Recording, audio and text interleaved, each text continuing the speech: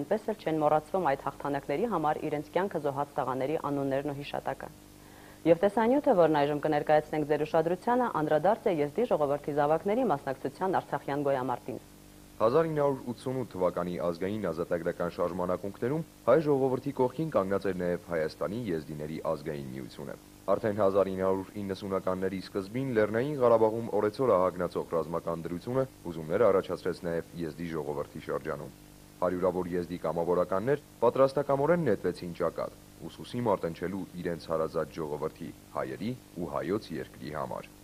Հայ ու եզդի ժողովուրդների դարավոր բարեկամության ամուր կապը նրանք իրենց այրամբ առավել ամրացրին Լաչինում, Քարվաճառում, Մարտակերտում ու Արցախի այլ շրջաններում մղված մարտական գործողությունների ընթացքում։ Գործողություններ, որոնց թեժ բովում զոհվեցին ավելի քան 30 եզդի ազատամարտիկներ։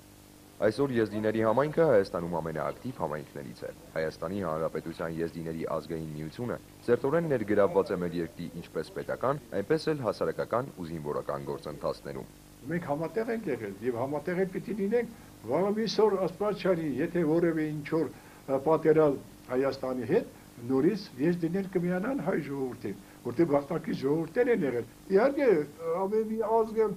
ունի իր բարեկամ, բայց հայերը եզդիներ հատուկ իր էությամբ իրոք ռեալ բարեկամներ են։ Չնայած կրոնական ու մշակութային բազմաթիվ տարբերություններին, եզդիներն իրենց համարում են հայ ազգի բարեկամ ու համախոհ։ Այսօր էլ եզդի երիտասարդները հայ ազգի տղաների հետ հավասար մեկնում են ազգային բանակ, ապահովելու մեր երկրի անվտանգությունը։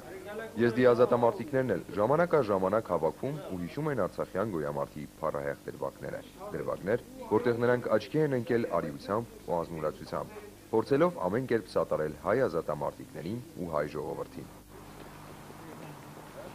Եռաբլուրը սրբավայր է դարձել նաև եզդի ժողովրդի համար։ Այստեղ են հանգչում եզդի 3 ազատամարտիկները։ Այս հավաքը նաև Պանթեոն այցելելու եւ զոհված ընկերների հիշատակը հարգելու լավ առիթ էր։ Նրանք հիշում են ոչ միայն իրենց, այլև հայ նվիրալներին, հիշում ու խոնարհվում սպարապետի շիրիմին։ Այսօր մենք հայ ու եզդի չենք կարող իրարից տարանջատել, քանի որ միասնական պայքար է եկել է դարերի խորքից, այսօր էլ պարտավոր ենք միասնական պայքարելու եւ հիշելու մեր նահատակյալներին, անհայ զինվորներին, մեր սպարապետին եւ բոլոր նրանց, ովքեր իրենց կյանքը չեն խնայել այս երկրի համար։